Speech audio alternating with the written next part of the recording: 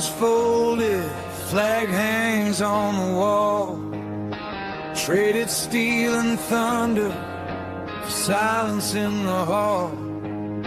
The mission's over, the deployment's done, they said. But the war inside my head, it hasn't left its stain.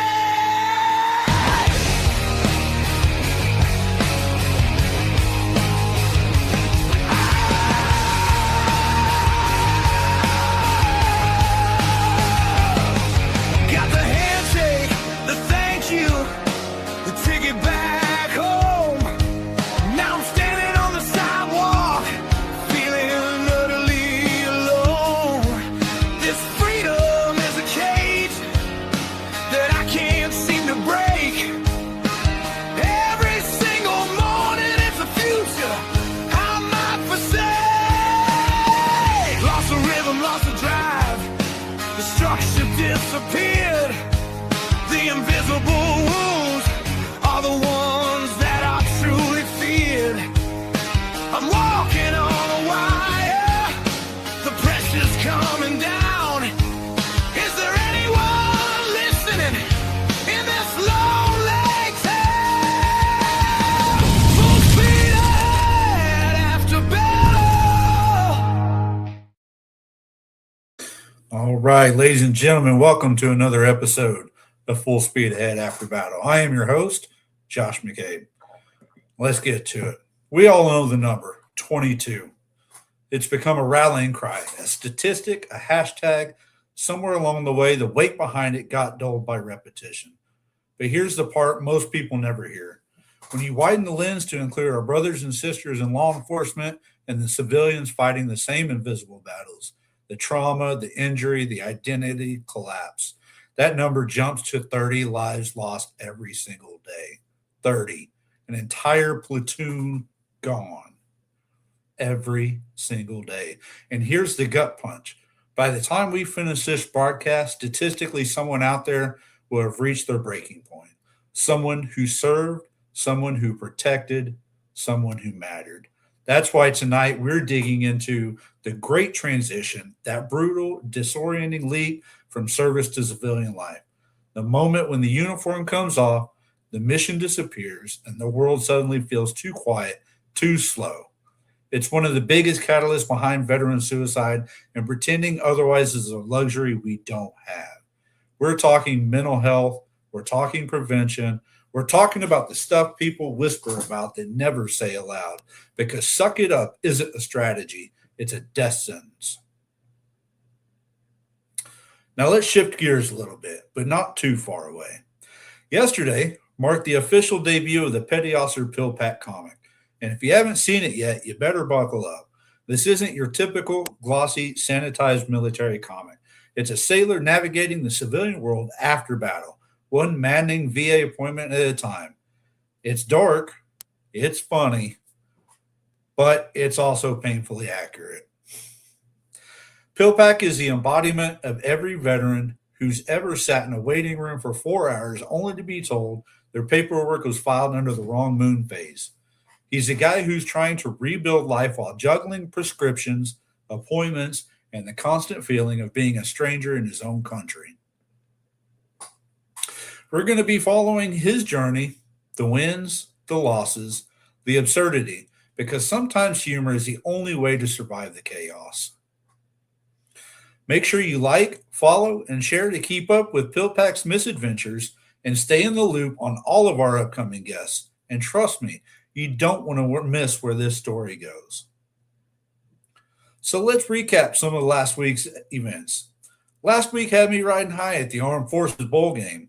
Patriotism everywhere, flags waving, vets connecting, families cheering, and that electric energy that reminds us why we serve still means something in this country. It was the kind of atmosphere that fills your tank back up. And then reality. After 6 months on short-term disability, today was my first day back at work. And let me tell you, nothing humbles a grown man faster than being defeated by a forgot password link. I got locked out of every system I own, every login, every portal, every tool. I became an employee in name only, a digital ghost wandering the corporate afterlife, haunting the login screen like some IT cursed spirit. If you ever tried to re enter the workforce after time away, you know exactly what I'm talking about. And it's a reminder that the transition isn't just emotional, it's logistical, bureaucratic, and sometimes downright ridiculous. But let's get to our guest, because tonight we're coming in strong. Joining us is Sergeant BigCountry Conwell, veteran, para-athlete, and a man who stared down the transition and refused to blink. He's taken the chaos, the pain, and the uncertainty and turned it into fuel. He's competing, he's inspiring, he's proving that the story doesn't end when the uniform comes off, changes chapters. We're diving into his journey, his mindset, his battles and victories he's carving out along the way. If you're struggling with your own transition, this is the conversation you need to hear. So, all right, let's get into it. Full speed ahead. The interview of the week is brought to you by Jersey Mike's, a sub above. All right, BigCountry, what's going on? Welcome to the show. What's going on, brother? Thank you for having me on. We definitely have been anticipating this one, so thank you so much.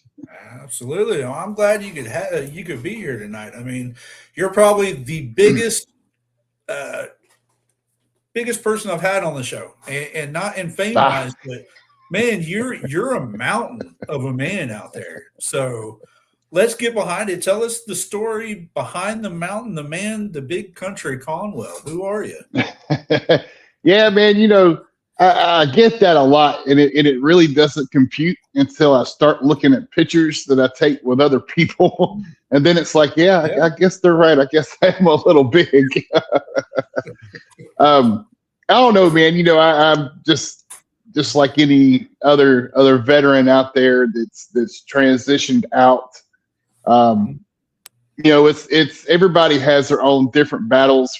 They have a lot of similarities, but they're different as well. You know, coming out, but mine kind of ended very abruptly.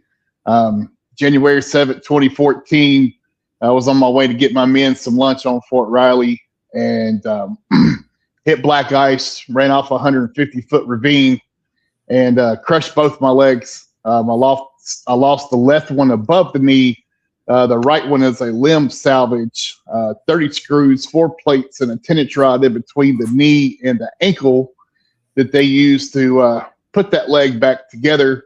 I cannot feel my right foot, so I don't have the privilege of using my toes and stuff to balance. It's like Mr. Deeds. You could take a fire poker and stick it right through, and I wouldn't feel a damn thing. You know, it was after waking up in the ICU, that was my initial shock, I guess, per se, because I don't remember the accident. I'm very lucky that I don't, because I was told it was pretty horrific. You know, bones sticking out, blood all over the place. Luckily, it happened at lunchtime, so Trooper Drives is a very busy road on Fort Riley at that time. So that was my lucky star per se, because a lot of people seen it. So the reaction time to get to me was not long at all. But you know, I guess my first initial thought was, you know, what was I going to do with my children? You know, being military and, you know, running around jungle gyms and baseball fields and hide and go seek and stuff like that. That was my initial thought was, you know, what was I going to do with my family? Spent a total of a whole year in the hospital. Started out at KU Med, then went down to the Audie Murphy VA hospital in San Antonio, where I got some of the best therapeutic care the entire time I was, you know, in a facility. That VA hospital right there is pretty amazing. Very nice people, very understanding, very uplifting, to say. The room I had was pretty big, so it was really nice to hear them. Hey, you you're getting out of the hospital today. We're going to the mall so you can you can decorate your room. That was pretty awesome. But it was something else, man, to be in your dream job and all of a sudden it just come to a complete halt, and life changing, man. So it was pretty crazy. So what'd you do in the Army? I was a generator mechanic. I was wanting to pick a job that I would be able to use out in the civilian sector, and everybody needs power. So did that, and while we were downrange, I think there was 4 or 5 of us that would rotate out gunning for our commander. Every time he went outside the wire, for me, it was usually Monday, Wednesdays, and Saturdays. Riding up and down Tampa, man, from 5 cows through to Baghdad, quite a few days a week. And of course, being a non-commissioned officer, being an NCO, you wear multiple hats anyway. You just don't do one job. You do 15 other jobs, and working in a motor pool, you don't just work on one thing. You work on everything. Right. Hazmat NCOIC, safety NCOIC, amongst other things. So did any of that translate for you to when you got out of the service? Did you carry any of that over into another role? That was the plan. But the plan, I worked construction prior to going in. So the plan was to come out and be a safety manager for a construction company. I got a degree in hazmat while I was in, and I went through a lot of OSHA classes. I'm an expert in safety and health through OSHA, through the construction industry. So I was going to be one of those guys you hated to see on the job site, because I was going to cost your company a lot of money if I found something wrong. But I use absolutely none of it nowadays. Like it's all out the water. You know how the old saying goes: if you don't use it, you lose it. I don't remember a lot of it because I ain't used it in 10 years.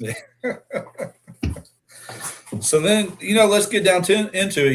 You had a pretty bad accident when you got in, and then at some point the uniform comes off, right? And you still get to use the VA and everything, but when that uniform came off, what was the first moment that you realized that transition from service member to civilian was going to be harder than anyone prepared you for? It was my homecoming party. I was told to go to Bojangles to get some sweet tea because Bojangles has some of the best sweet tea around. And I went through the drive-thru and I told the lady, I was like, "Ma'am, I'd like a gallon of sweet tea." And she's like, "Well, we only sell half gallons, sir." And I was like, "Okay, well, I'll take a gallon's worth." And she continued to argue with me that they only sold half gallons. Well, I'm sitting here thinking common sense says if I want a gallon's worth, you would give me 2 of them. But she continued to argue with me that they only sold half gallons. And I snapped. Like I literally snapped. I went off on her. I was like, "Are you a freaking idiot? A gallon's worth would be 2. And when I pulled up to the drive-through window, the manager was like, "Sir, there was no reason for you to be that rude, to my customer, to my employee, blah, blah, blah." And I just continued. I was like, "Well, I don't understand where your incompetence is when I tell you I want a gallon's worth. Why can't you say, okay, that means 2?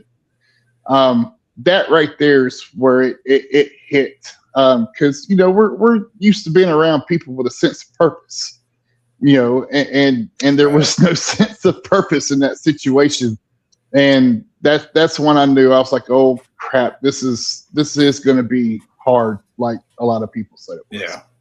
Yeah, I had something similar to that. When I first got out in 2011 and 2012, I went back to school to get a degree, right?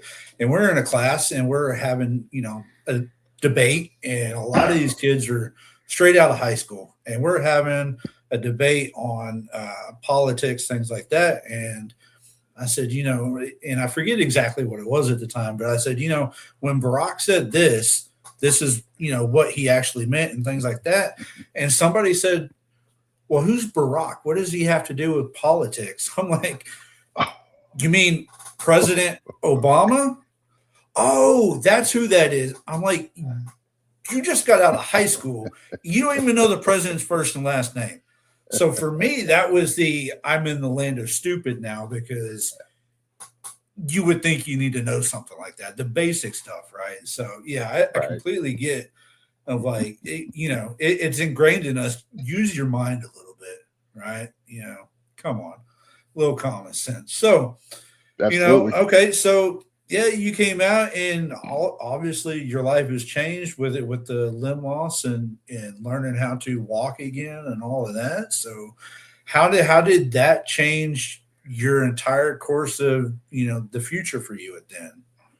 Well, the first few years was not easy. In the very beginning of hospitalization, I'm having doctors tell me that, there's a good chance that I won't walk again. And if I did, it would be assisted with some type of walker or crutches, because of the significant damage to my right leg, and as much metal as in between, my kneecap and my ankle. I gained a lot of weight while I was in the hospital too. They did not manage my diet very well. So whenever they told me I could order food, I am not going to sit there and eat hospital food every day. So I'm ordering food from all over the place, and I'm getting therapy, but it's not, the PT that we're used to. Right. It's just physical therapy every day. And then you go back to your room, and I'm laying there playing video games and watching movies for an entire year.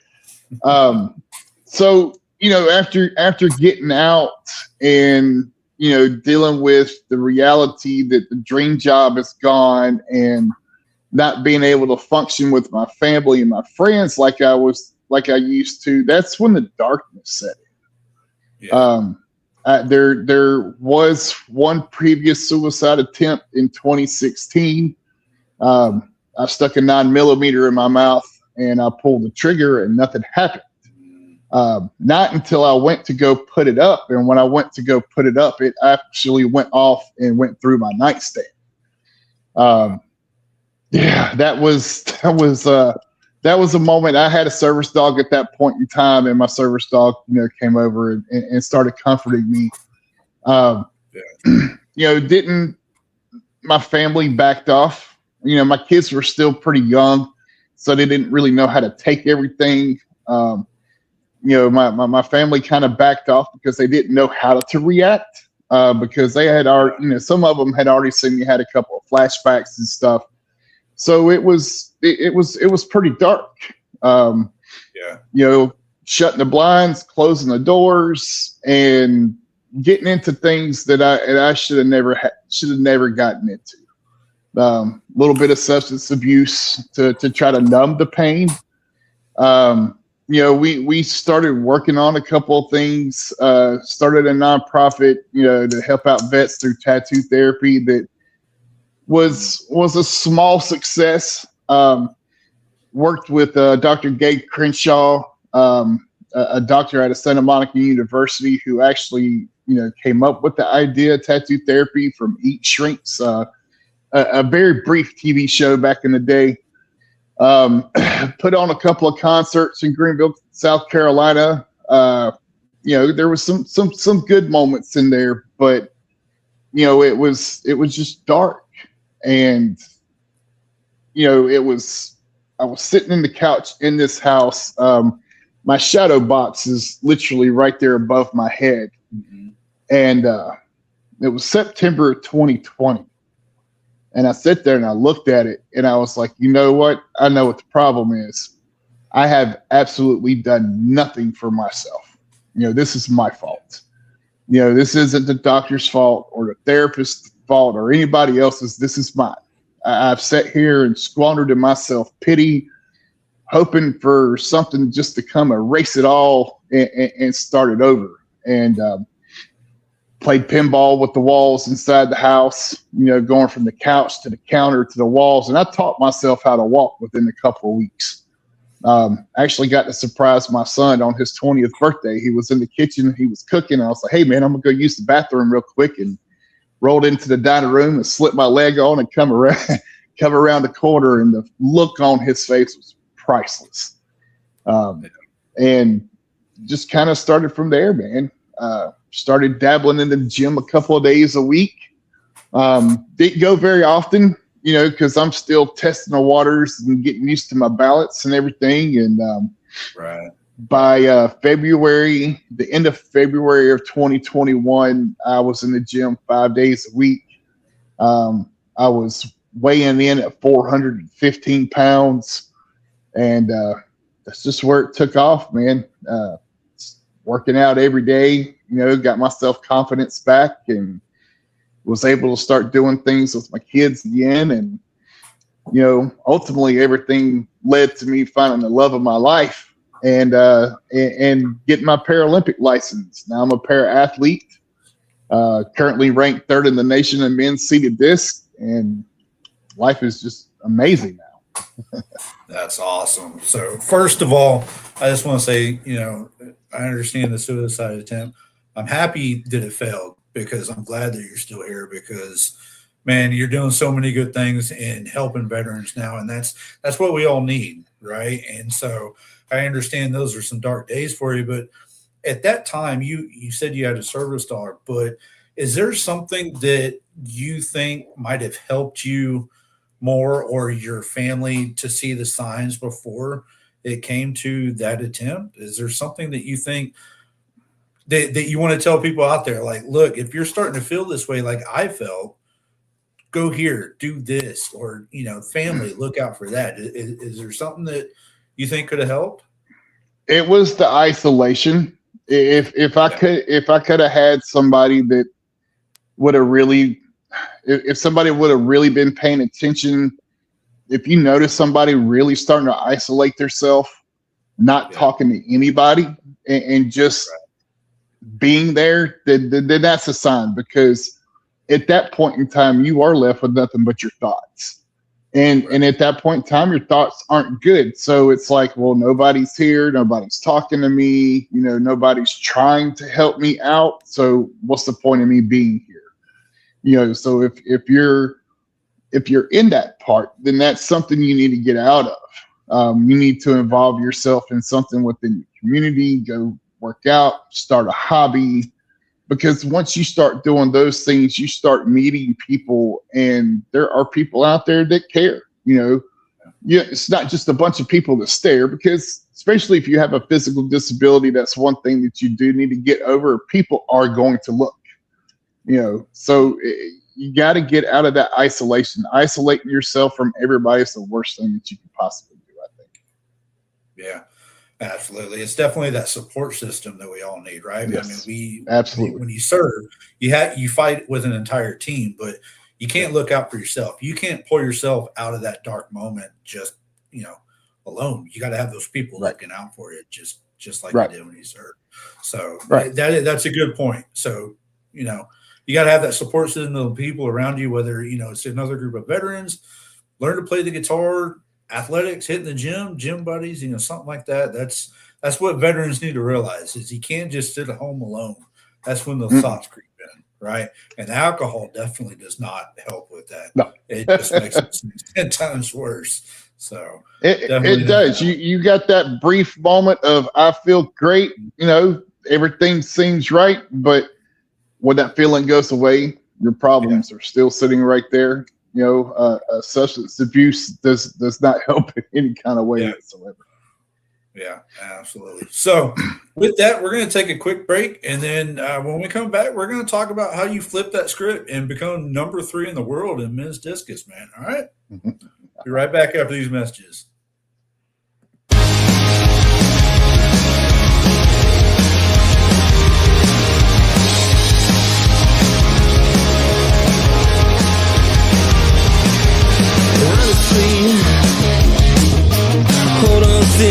dizzy, spin rapidly.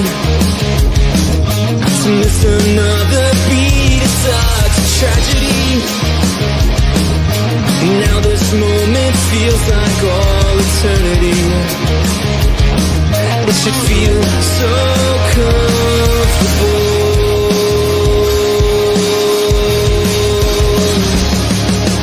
All eyes stare into the scene, leaving bad taste in our memories. How can we all find change? It's all in the secrets of the open hearts.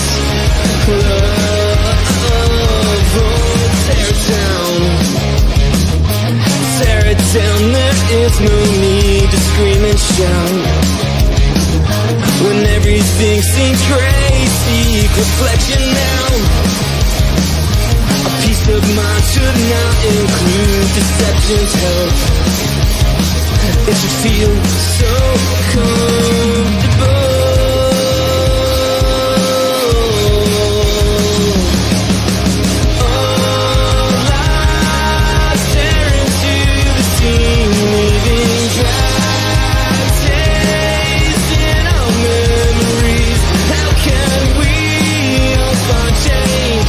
It's all in the secrets of the open hearts.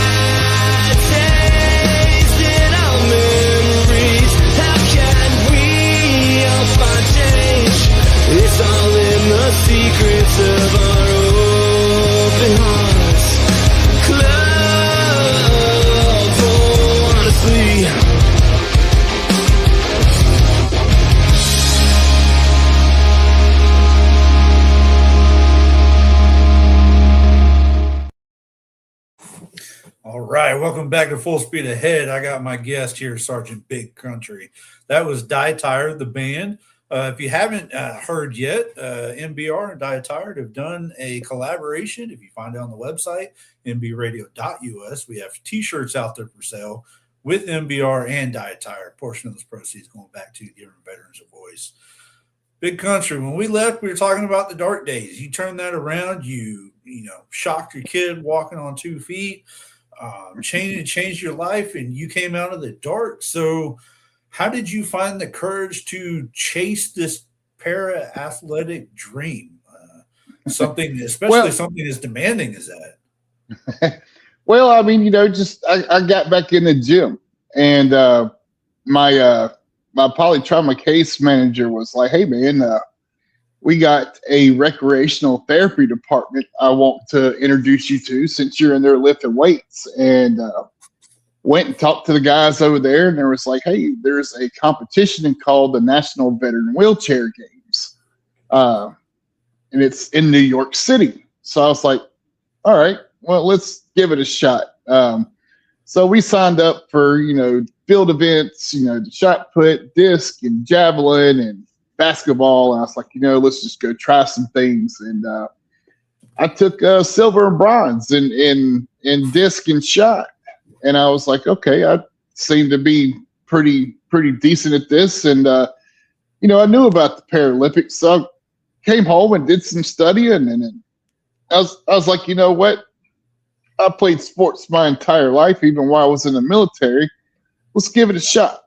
Let's see what we can do. So it's, we dialed our diet in and got to training. I actually, reached out to a couple of people on Instagram, found me a coach. My first throwing coach was Adrienne Wilson. She's a 4-time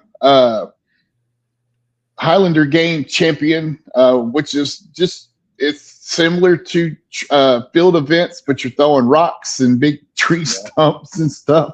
Oh, and all about them Highland games. Yeah, so it was nice, and it gave me that purpose and gave me something to do, and I started losing weight, started feeling stronger again, and an amazing thing happened. Actually, we just passed our 4th year anniversary. My wife messaged me on TikTok on January 2nd in 2022. And, we kicked it off of, found the love of my life. And that was our first big year. I got 33 medals hanging on the wall from the last, 4 years of competing. And I'm ranked 3rd in the nation now. But it's gave me a purpose. And it's helped me inspire other, not just veterans, but other people with disabilities, to show them that, you don't have to sit at home just because you got a physical or mental impairment. You can actually use that as a superpower and live your best life. There's all kinds of things. The adaptive sports world, especially inside the veteran community, is amazing. You want to talk about a support group. I've met some of the most amazing people in the adaptive sports world. I got friends from all over the country, all over the world for that matter. It's amazing. So, buckle down and practice and lift, and that's our day-to-day routine now. We're up at 3:30, getting some water and some ACV and some vitamins and stuff in, and eating and walking by 5 o'clock in the gym midday. It's amazing, man. It to come this far this quick. If you would have told me I'd be ranked 3rd of the nation, in 3-4 years after starting, I'd have told you, yeah, right, whatever. But hard work has paid off. Yeah, so it's safe to say then, going back to the support system, that being an athlete like that, working with others, that brings that same sense of pride and teamwork and camaraderie that we all miss from the service, right? That's what we're. It does. Yeah. It does, because a lot of the adaptive sports athletes that I have met are veterans. Now, of course, there are civilians athletes out there, but the most that I've met are veterans, because since the war started back 2001, we all got beat up pretty bad during military service. So that's been a very large outlet for vets, is getting into that adaptive sports community and getting out there competing and getting back around each other. Yeah. So when you're coming up, number 3 in men's seating discus, right? Was there a moment in your training or during a competition where your mind just kind of switched from, I'm not just doing this, but I'm owning it. I'm kicking ass at this, and I'm not just doing it for fun, but I'm actually, killing it out there. When did that switch for you? That was my first full year of competing, which was 2022. I won my first international gold medal out in Arizona that year.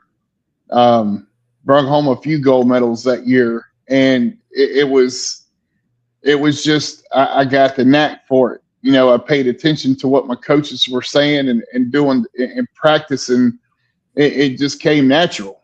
And I'm like, okay, well, if we're this good, just starting off, I want to become the best. So that's where we're aiming for right now. But it was it was nice to pick up that disc, man. And my first competition, my throws were so crappy. Like they were only going out, just a few meters, because I didn't understand the technique and stuff behind it. But once I figured out the technique, and it came so naturally, and I started chunking it, that's when it really set in. Like, okay, I'm actually really good at this. So this is what we're going to aim for. Yeah. So let's talk about this. You had to relearn to walk. So it's different doing discus with 2 legs, and now you're doing it as an amputee and with a metal leg. What kind of either physical or mental adjustment did it take for you to be able to do that, to teach yourself that? To walk again or to throw? To throw, to be the para athlete. Is there like a different kind of training and technique and mindset than an average athlete that has both legs?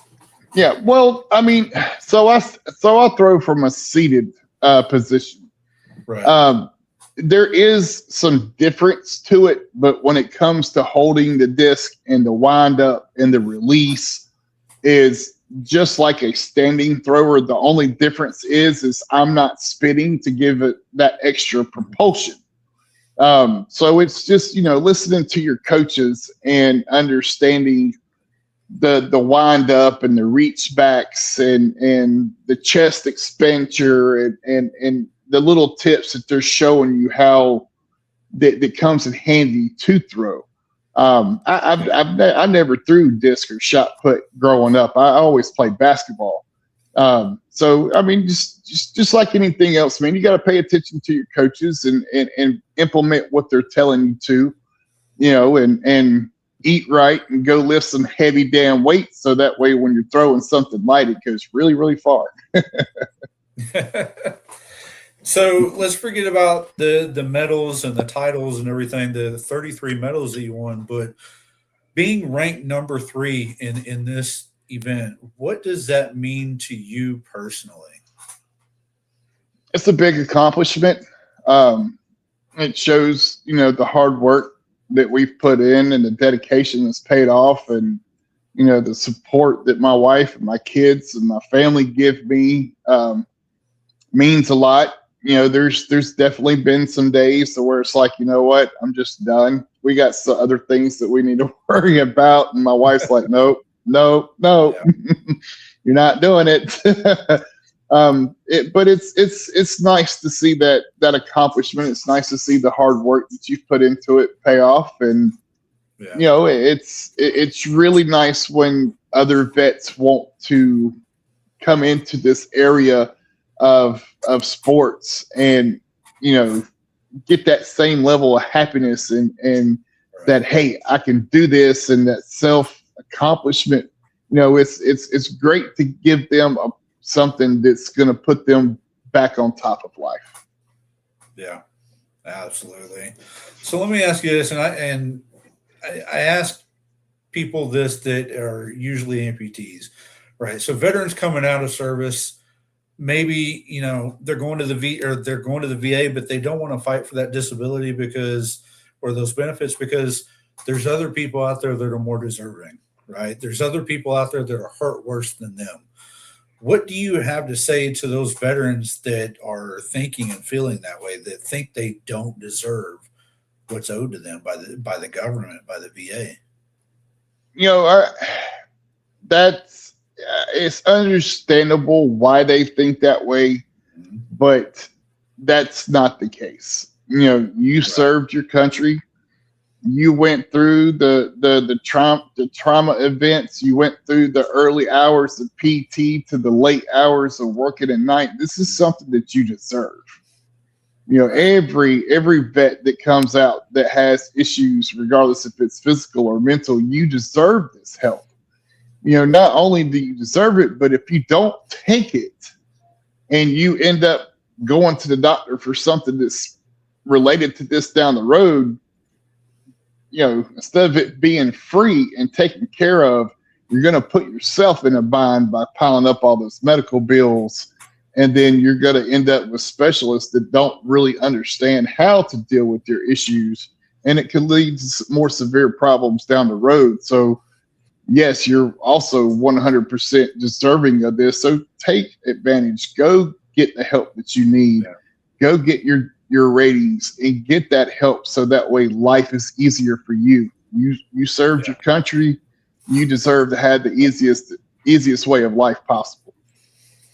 Yeah, you're absolutely right when it comes to that. And that's what I see in so many, like the older veterans nowadays, is it's so hard for them to get their benefits and their disability, because back in their time when they were serving, they didn't go to medical, right? They were told to suck it up, put on a new pair of socks and get to work. And there's not that paper trail of their accidents or their trauma or anything. So it's just like these new veterans. You know, I tell them, if you stub your toe, go put it in a medical record somewhere, because 5 years down the road, it might come back and bite you. And well, there's no paper trail. We're not going to hook you up on that, right? Yep. So, yep. You know, document. I know it sounds like an excuse to get out of work, but trust me, as somebody that's been there and still trying to fight the increasing the percentage, it's going to be worth it in the end, right? It is. If it's not on paper, it never happened. Absolutely. Pictures there didn't happen. So look, we're going to take another quick break, and then when we come back, we're going to talk about the future of what's in the future for Big Country. All right, be right back.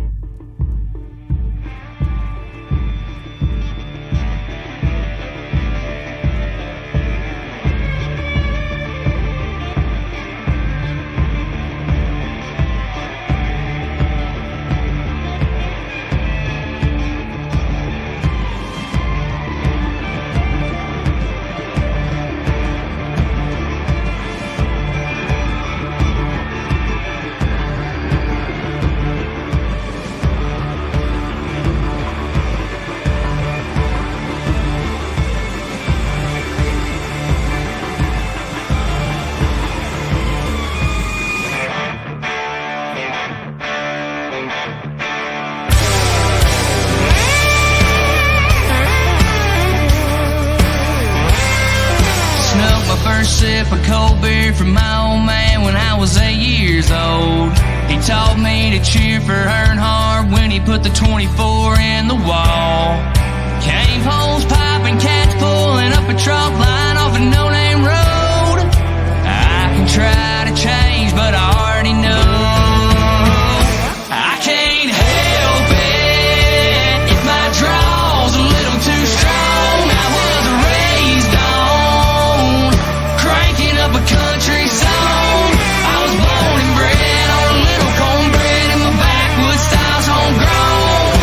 You might think I'm wild and reckless.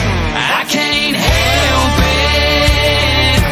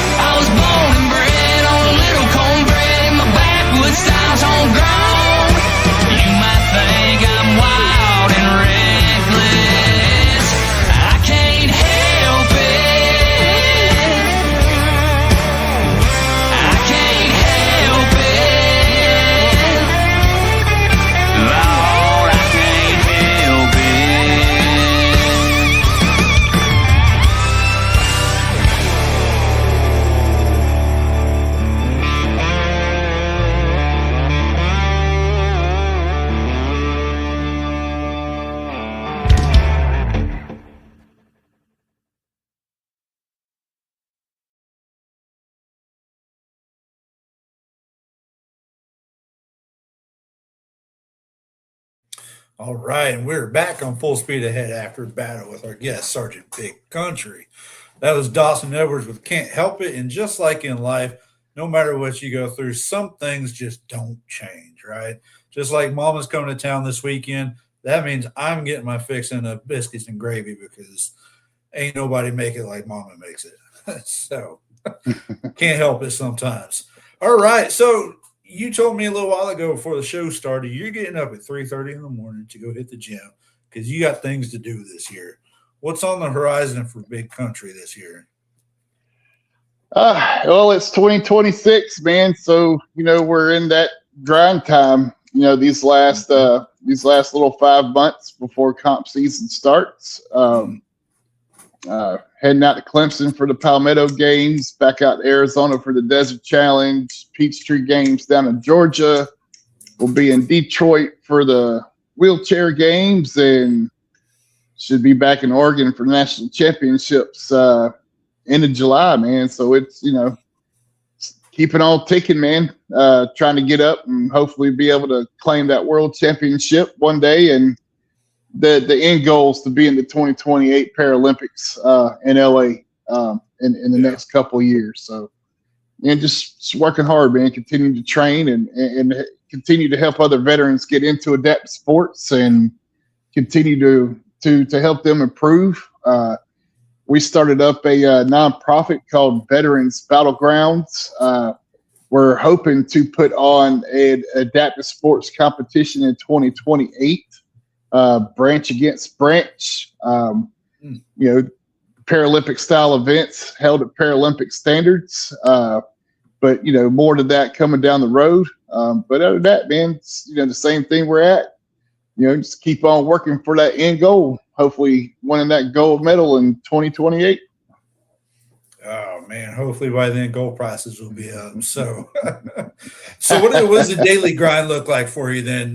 Wake up 3:30, hit the gym, meals. What does that look like for a day in the life of Big Country? It's simple, man. You get up, we start off, 12-ounce glass of water, some apple cider vinegar, turmeric, lemon juice, to help get the gut going, a little bit of cardio, eat some meals, get to the appointments, usually in the gym by 10, 11 o'clock, get the weight training in, another cardio session. And when it warms up, we'll be back outside throwing.